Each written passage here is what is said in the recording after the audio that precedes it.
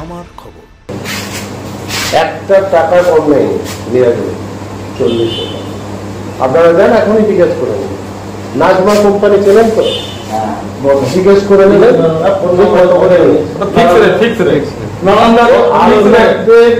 ওর একটা করে দিয়েছি বলে আপনাকেও কমিয়ে মানে কমাইনি তা বলতে পারবো।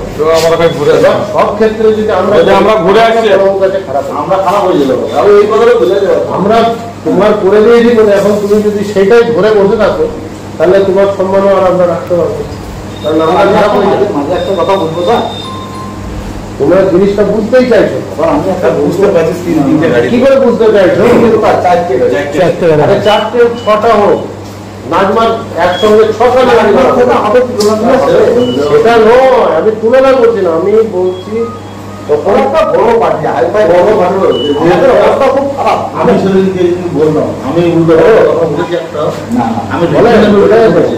এখান থেকে সঙ্গে সঙ্গে আপনাকে কথা বলছি আমি ইন্টারেস্টের উপর পয়সা নিয়েছি বুঝতে পারছি, কিন্তু সেটা আমাদের আমি তো আপনাদের মনে হয়তো করুন না হলে না আমি রিকোয়েস্ট করছি জোর তো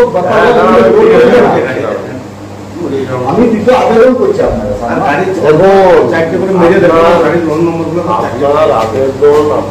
আপনি গাড়ির লোন কথাটা শোনেন তারপরে বলেন। আপনার কথা শোনা হচ্ছে না তা তো নয়,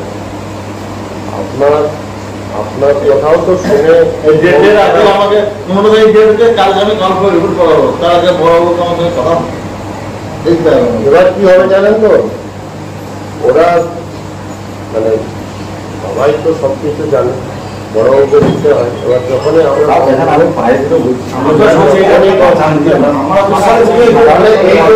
এই জন্য কি জানেন তো, এই জন্য ওই অফিসার গুলো ঠিক যারা গলা টিপে নিয়ে সেই অধিকারের বাইরে আপনি চলে গেলে তো আপনি পাবেন না। আমার দিকটাও তো আপনাকে দেখতে হবে। অধিকারের বাইরে আপনি যাচ্ছেন তো, আপনি আপনার চলে আসছেন, আপনারটা যখন মানে করে দেওয়া হলো সিংসাটি গ্রাউন্ডে, এবার আপনি সবগুলা যদি সিংসাটি গ্রাউন্ডে যান তাহলে আমাকে আমার জায়গায় এটা হচ্ছে না, একটা ভুল হলে সেই না না ও তো সেই গ্রাউন্ডেই যাচ্ছে, ও তো সেই সম্মানটা রাখছে না। আমার কালেকশন খুব ভালো পেয়েছি না না, দেখুন সম্মানটা তো রাখছে না। আপনারা জানেন গতকাল দুপুর সন্ধ্যার দিকে একটা কমপ্লেন্ট হয়েছিল কি মোহাম্মদবাজার থানার কিছু অফিসার টাকা নিয়েছে গাড়ি ছাড়ানোর জন্য, গাড়ি ছাড়ার জন্য।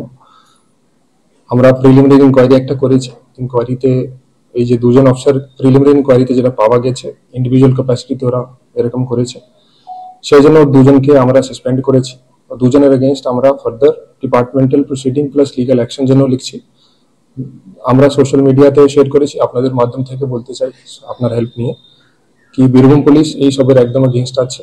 এই সব আমরা এই সবের এই যে ঘটনা হয়েছে এটার খুব আমার বীরভূম পুলিশের পক্ষ থেকে আমি এদের এই ঘটনার নিন্দা করছি, এটা একদম উচিত না।